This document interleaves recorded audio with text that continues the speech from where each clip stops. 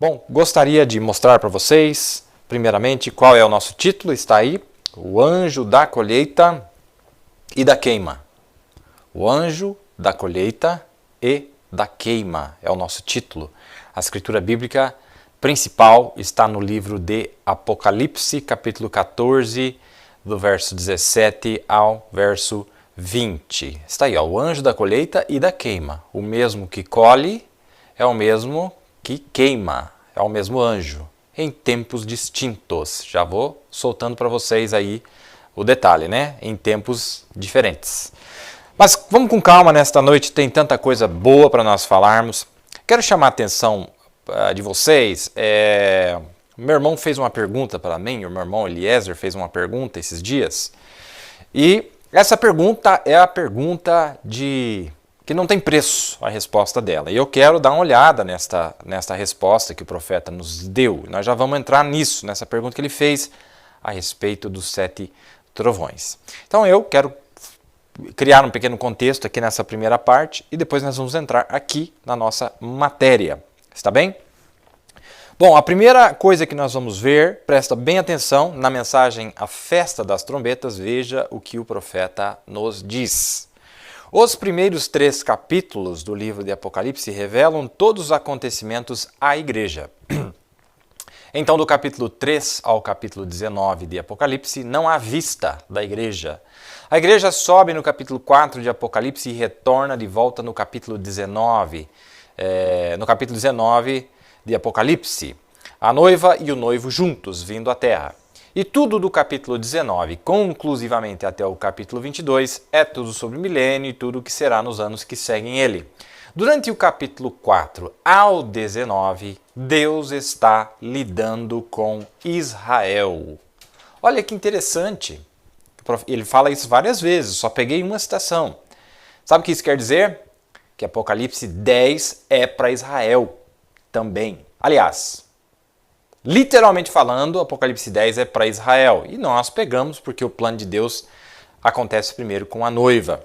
Mas aquela cena, vamos ver, vamos com calma. Não precisa se assustar não, vamos com calma. Nós já assustamos tudo que tinha que assustar, então agora não vai mudar coisa nenhuma, né? Vamos com calma, vamos dar uma observada, vamos, né? Que Deus vai nos abençoar. Já vamos entrar ali no que eu acabei de ler para vocês a respeito de Apocalipse 10. A pergunta que o meu irmão fez, ele perguntou, onde entram os 7 trovões nessa história toda? Os 7 trovões, os famosos, misteriosos 7 trovões. Bom, vamos ver o que o profeta nos diz a respeito dos 7 trovões. Ele está falando aqui do 7º selo, na mensagem chamada O 7º Selo. Ele vai dizer o seguinte para nós. Agora, o que este grande segredo é... deixa eu fazer um comentário aqui, que veio à minha mente agora. Muita gente desceu o pau aqui no nosso trabalho que a gente faz aqui, desceu o bastão na nossa cabeça, né?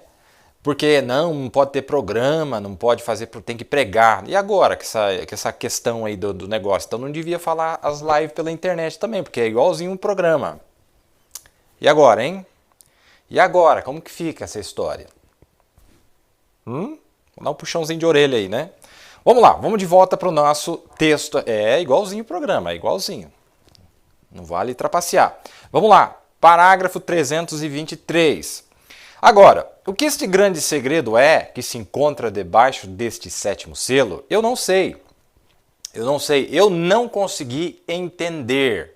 Eu não sei como traduziram lá na Voz de Deus, eu estou tirando direto do inglês. Eu não consegui entender, eu não pude dizer exatamente o que ele disse, o 7º selo. Mas eu sei que eram aqueles 7 trovões soando junto ao um do outro, simplesmente estourando 7 vezes diferentes. E ele se desdobrou em algo além daquilo que vi. Quer dizer, o 7º selo, eu vi que abriu um pedaço dele que eu não entendi. Ele se desdobrou em algo além daquilo que vi. Então ele viu uma parte, e uma parte ele disse que não entendeu. Então, quando eu vi aquilo, eu procurei pela interpretação. Ele viu que tinha algo a mais no 7º selo. Ela passou voando lá, a interpretação, né? E eu não pude entender ela. É exatamente certo, está vendo? A hora ainda não é exatamente a certa para isto. Aqui, ó, vou sublinhar. a hora não é exatamente certa para isto. Lá em 63.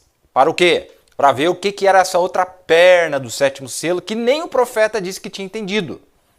E ele disse que era os 7 trovões. Falou, eu vi que passou lá, abriu, mas eu tentei ver a interpretação e eu não pude entender exatamente o que estava dizendo, essa outra perna do sétimo selo. Um tanto eu vi, mas abriu-se um outro tanto e ele disse, e a hora não é agora para nós ficarmos sabendo. Aí ele vai dizer, mas ela está se movendo para dentro deste ciclo, veja, está se aproximando, então a coisa para nós fazermos é lembrar que eu falo a vós em nome do Senhor. Estejais preparados, pois vós não sabeis que horas algo pode acontecer. Isso ele fala lá no 323. No 393, ele volta a falar do mesmo assunto. Olha o que ele diz. Mas haverão 7 vozes desses trovões que revelarão a grande revelação naquele tempo. Vou sublinhar aqui, naquele tempo. Não agora em 63, vai lá na frente. Então eu creio, para nós, se nós não sabemos isto, e se nós não será conhecido até aquele tempo. O quê? Os 7 trovões. Mas será revelado naquele dia, lá no futuro, na hora que está suposto a ser revelado. Então a coisa para nós fazermos é sermos reverentes diante de Deus, e o servir, fazer tudo o que sabemos fazer, e viver boas vidas cristãs. Aqui agora nós descobrimos que o 6º selo sendo aberto para nós o vimos, nós o vemos. E sabemos que este 7º selo não pode ser rompido para o público até que aquela hora chegue. Agora, há alguma razão pela qual Deus permitiu que aquelas 7 vozes fossem trovejadas, porque isto tem de vir. Nós vimos que Cristo, o Cordeiro, tomou o livro em sua mão, ele abriu aquele 7º selo, mas veja, é um mistério escondido, ninguém conhece ele. Mas ele, junto com que ele disse que ninguém saberia sua vinda, eles também não saberiam acerca deste mistério dos 7 trovões. Então veja que isso aí está conectado. Veja que isso aí está conectado. Olha que interessante. O que o profeta nos diz? Já nos alertou. O próprio profeta de Deus disse, olha, teve um pedaço ali do 7º selo, eu vi se abrir em algo, e eu vi o símbolo, vi ali algo, mas eu mesmo não entendi. Ele falou, não é hora para entender. Então o próprio profeta confessou, falou, tem coisa que Deus vai abrir para a igreja na hora certa, tem coisa que ele vai, que nem o profeta disse que tinha visto claramente. Ah, agora irmão Neville, meu Deus, esse irmão Neville é louco mesmo, mas sou louco mesmo. Já somos loucos, um pouco mais de loucura não fará diferença. Foi o profeta que disse. Falou, olha, não é a hora. Eu tentei ver ali o que era. Eu vi que se desdobrou em algo. Ele falou, eram os 7 trovões. Mas eu não entendi o que era. Ele falou, não é a hora. O próprio profeta disse isso. Que quando o 7º selo se abriu, e aí isso aqui deu vazão para inúmeras linhas, interpretações, etc. Mas eu fui na simplicidade aqui. Ele disse, é algo que eu não entendi. Tem mais coisa no 7º selo. Além daquilo que o público pôde ver, que eu pude ver, que o público pôde ver e tatear e tal. Mas, olha, mas na hora certa, Deus vai trazer essas coisas para a igreja. E é isso, ele disse em outro lugar, que os 7 trovões é o que dão fé de rapto para a igreja. É essa parte aí misteriosa que viria lá na frente. Nós já estamos em 2020, né? Então vamos lá. Eu achei muito interessante falar sobre isso aí. Bom, vamos voltar um pouquinho aqui agora. Acho que ficou fácil de entender, né? Olha, os 7 trovões têm a ver com algum entendimento que viria além daquele entendimento clássico que as massas entenderam. Né? Tem algo aí a respeito desses 7 trovões. Agora, o profeta diz, de Apocalipse 4 ao 19 é para Israel. Ao 19 é para Israel. E nessas noites passadas nós mostramos como Apocalipse 19 engloba Apocalipse 15, 16, 17 e 18. É um ministério que culmina com Jesus aparecendo lá na frente, vindo em um cavalo branco. Não é? Nós vimos que é um ministério, tem um curso de tempo. Não é? Mas vamos lá então, isso significa que Apocalipse 10 é pertinente a Israel também. Também é pertinente a Israel. E é isso que eu quero dar uma olhada antes de nós entrarmos no nosso tema. Veja o que ele diz aqui na mensagem A Brecha. Ele lê Apocalipse 10 e ele diz assim, Este livro de 7 selos é revelado no tempo dos 7 trovões de Apocalipse 10. Agora, se vocês estão notando, vamos para Apocalipse 10. Olha, este livro de Apocalipse é revelado no tempo dos 7 trovões, não no tempo dos 7 selos. Mas lá no finalzinho o povo vai entender o que é o livro de Apocalipse. Se vocês estão anotando, vamos para Apocalipse 10, só por um momento para que tenham um entendimento antes de entrarmos nisso. E vi outro anjo forte descer do céu, vestido de uma nuvem, e um arco-íris sobre sua cabeça. Aí ele vai explicar. Se notarem, este é Cristo, veja, porque ele no Velho Testamento foi chamado de o anjo da aliança, e ele está diretamente vindo para os judeus agora, pois a igreja está terminada. Olha, ele disse assim, essa cena é quando ele estiver vindo para os judeus. Aí ele, para fazer uma aplicação para nós, porque é o mesmo programa, aí ele continua lendo, está vendo? Muito bem. E sua face como se fosse o sol, e seus pés como colunas de fogo. Se lembram daquele anjo em Apocalipse 1? A mesma coisa. Anjo é o mensageiro. E ele é o mensageiro para Israel, está vendo? A igreja tem sido raptada, veja agora, ou prestes a ser raptada. Ele vem por sua igreja. Então primeiro ele fala que era para Israel, e depois fala que é para a igreja. Por quê? Porque se cumpre para os dois. Agora observe, ele tinha em sua mão um livrinho aberto. Agora aqui ele estava fechado, ele falando de Apocalipse 5. E aqui ele está aberto. Foi aberto desde o tempo da assinalação, que vamos entrar nesta noite, o livro está aberto, um livrinho em sua mão. Ele estava aberto, como que o sol, como colunas, e ele tinha em sua mão um livrinho aberto, ele pôs o seu pé direito sobre o mar e seu pé esquerdo sobre a terra, e ele bradou com grande voz, como quando brama o leão. Sabemos que ele é o leão da tribo de Judá. Aqui ele é o cordeiro, em Apocalipse 5. Mas aqui, em Apocalipse 10, ele é o leão, está vendo? Quando ele bradou, os 7 trovões soaram suas vozes.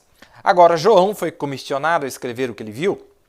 Então o apóstolo e profeta pegou sua caneta para escrever aquilo. Aí ele vai falando, no 41 ele diz, e quando os selos são rompidos e o mistério é revelado, abaixo vem o anjo, o mensageiro, Cristo, colocando o seu pé sobre a terra e o mar, com um arco-íris sobre sua cabeça. Agora lembre-se, este 7º anjo está na terra no tempo desta vinda. Assim como João estava dando sua mensagem, ao mesmo tempo que o Messias veio nos dias, João sabia que ele o veria porque ele iria o introduzir. Interessante, porque eu vi um grande ensinador da mensagem, grande, famoso mundialmente, dizer que Apocalipse 10:7 é Elias que vem para os judeus. E ele está certo em um ponto, de dizer que Apocalipse 10 também é para os judeus. Mas ele disse que aquele 7º mensageiro seria o Elias que vem para o judeu, este que vem com Moisés. Não pode ser, porque o profeta diz aqui, quando ele se refere, fazendo esse paralelo da noiva gentia com a noiva de Israel, ele disse que o 7º anjo está na terra no tempo de sua vinda. E nós já vimos que Elias morre e ele não se encontra com o Messias na terra. Elias que vem para os judeus. Ele não vai se encontrar. Ele não vai estar na terra quando Jesus pisar seus pés no Monte das Oliveiras. Nós já vimos isto. Que não é ele então. Pois o profeta deixou bem claro que Moisés e Elias morrem e Cristo ainda vai pisar os seus pés na terra lá para frente. Ainda tem um intervalo ali. Ainda tem coisa acontecendo. Então não é esse 7º anjo, não é Elias que vem para os judeus quando nós estamos falando do que Deus fará com os judeus, pois Elias vai morrer, vai ser morto pela besta que sobe do abismo. E ele não vai se deparar com Jesus literal na terra. A coisa está ficando boa aqui. O caldo está engrossando. E eu vou fazer uma pequena profecia aqui. A partir de agora, o chumbo vai ser mais grosso. Anota aí.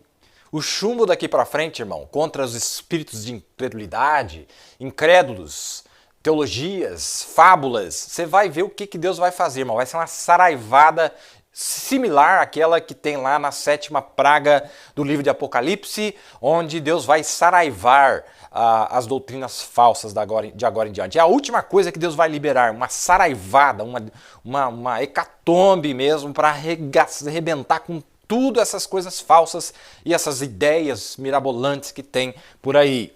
Fica vendo, uma pequena predição que nós estamos fazendo, não é? Vamos lá então.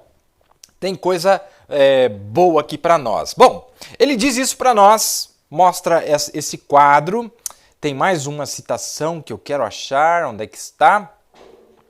Uma grande citação e eu quero já pular para ela, que ela é muito boa, ela realmente Eu creio que é aqui no finalzinho, vamos ver.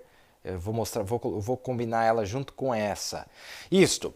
Olha o que ele vai dizer aqui. Ele vai falar um negócio bem interessante. Eu quero que você tenha Israel em mente. Quando o livro, o sétimo selo vai ser revelado para Israel. Quando os 7 trovões forem abertos para Israel, tá? Quando isto acontecer literalmente para os 144 mil. Olha o que ele diz aqui na brecha. Essa mensagem é muito especial, viu? 269. Ele sai do trono de ser um intercessor, como um cordeiro imolado, para ser um leão, rei. Ué, mas quando é que isso vai acontecer? É lá do outro lado. Para trazer o mundo a juízo, o qual tem rejeitado sua mensagem. Aí ele já não é mediador. Olha a terceira vinda aí. Lembra-se do ensino do Velho Testamento agora, enquanto nos apressamos, quando o sangue saía do trono de misericórdia, o que ele era? Trono de juízo. E quando o cordeiro imolado saiu caminhando da eternidade, do trono do Pai e tomou seus direitos, foi um trono de juízo. Então ele se tornou não um cordeiro, mas um leão, rei. E ele chama por sua rainha para vir ficar do seu lado. Olha que coisa interessante que ele está dizendo para nós. Ele está pegando o texto de Apocalipse 10, quando ele brame como um leão. Ele está dizendo, nesse tempo, ele já não é mais intercessor. Mas aqui nós estamos vendo uma cena para Israel. Lá na frente, não nos dias que ele fez isso com a noiva. Olha o que ele vai dizer. Não sabeis vós que os santos hão de julgar a terra? Daniel disse que o julgamento foi estabelecido e os livros foram abertos e 10 milhares vezes 10 milhares de milhares o ministravam, rei e rainha. E então outro livro foi aberto, o qual era o do livro da vida. Isso é para a igreja. E a rainha e o rei se pararam lá. Isso é para a igreja que ele está falando? É a Virgem Nécia, aqui, ó. Tá? A igreja. Nominal. E o rei e a rainha se pararam lá. Olha que coisa interessante que ele fez aqui no 269 ao 272. Ele conectou Apocalipse 10, do 1 ao 7, com Daniel capítulo 7, verso 9 em diante. E ele diz, porque ali é Cristo descendo com o livrinho aberto para Israel. Mas quando ele lê esse texto aqui, ele diz, olha, aqui ele é rei e rainha, ele chama a rainha para estar do seu lado, para julgar o mundo. E quando isso se abre, o livro se abre, vai conectar com Daniel 12, que o nome deles foi encontrado no livro, o nome dos 144 mil. Tenho certeza que para muitos está soando uma loucura completa. Mas olha que eu estou lendo o que ele está dizendo aqui. O que ele fez? Volto a repetir. Ele está conectando Apocalipse 10, que se cumprirá para Israel, com Daniel capítulo 7, quando a noiva retorna. Quando fala do anjo forte descendo, é ele em forma de noiva aqui. Vocês estão entendendo? É Cristo em forma de noiva. Por isso que é tão importante nós conectarmos Apocalipse 19 com a noiva, o ministério da noiva no seu retorno. Um plano que Deus tem com ela. E sabe, irmãos, a razão pela qual... Eu vou fazer uma pergunta e vou deixar no ar. Por que você acha que milhões de judeus vão rejeitar o evangelho? Eu creio que até Moisés e Elias, irmão, milhões vão estar juntos. Enquanto Moisés e Elias pregarem até o final do seu ministério, milhões vão estar concordando com tudo. Mas dali para frente é onde vai haver uma separação, onde os filhos do reino serão lançados nas trevas exteriores em relação aos judeus. Onde vai haver uma separação entre os assinalados e aqueles que rejeitam. Porque eu quero ver o judeu engolir um evangelho vindo de um outro povo que não seja judeu. Isso que eu quero ver eles engolirem. Aí vai ter que ter uma fé especial, não é? Vai ter que ter uma fé especial. E é isso que vai realmente fazer uma peneira. Porque até Moisés e Elias, eu creio que milhões deles vão estar engolindo tudo. Não, ó, amém. Moisés, Elias, maravilha. Mas quando chegar dali para frente, irmão, aí o vai, ó, afunilar o negócio. Aí eu quero ver. Eu tô vendo essa cena, irmão. Eu consigo visualizar nas minhas loucuras, nas minhas visões, nas minhas, como que é? Nas minhas ilusões e nas minhas, como que é a outra palavra mesmo? Ilusionismo, uma coisa do tipo aí. Eu consigo ver estas coisas maravilhosas no cenário de Deus acontecendo. E o que é mais interessante é que eu vejo o profeta falando dessas coisas aqui, ó, do 269 ao 272, Ele pega Apocalipse 10 e conecta com Daniel 7, verso 9, quando rei e rainha estão descendo para estabelecer o juízo, para estabelecer o milênio, onde eles vão deixar nações entrar, vão deixar os 144 mil entrar e tirar os bodes para serem queimados. É disso que eu quero falar nesta noite. Que interessante, né? Olha, tá melhor do que eu imaginava nesta noite. Tá uma lição bem gostosa mesmo, né? Tá tudo se lascando lá fora e nós estamos aqui pro lado de dentro, gozando de delícias da palavra de Deus, não é? Vamos lá então. Vamos ver se eu consigo... Isto, olha esta aqui, que coisa maravilhosa. Olha esta aqui. E Jesus vem do céu com 10 milhares vezes milhares de seus santos. E a Bíblia diz que os céus ficaram vazios pelo espaço de meia hora. Onde está esse grandioso Deus então? Viu? Ele está em Cristo, claro. E assim que vencemos através do Espírito Santo como ele tinha, nós nos assentaremos com ele assim que ele tomar seu trono terreno de Davi, para se assentar e reinar com ele, igual como ele fez lá em cima, com poder e autoridade sobre a terra. E eles são, a terra está gemendo, esperando pelas manifestações dos filhos de Deus serem manifestados, filhos de Deus. Olha a citação que ele usou. E Jesus vem do céu com 10 milhares vezes 10 milhares de seus santos. Ele disse, o que acontece? O céu esvaziou, porque eles vieram para a terra. Vieram para a terra. Ele está em Cristo, mas Cristo está na noiva, nos 7 mensageiros, e na sua própria pessoa também, como nós vamos ver lá para frente. E assim que ele toma seu trono terreno, para se assentar e reinar com ele, igual como ele fez lá em cima, com poder e autoridade sobre a terra. Olha que lindo isso aqui, meus amados, não é maravilhoso?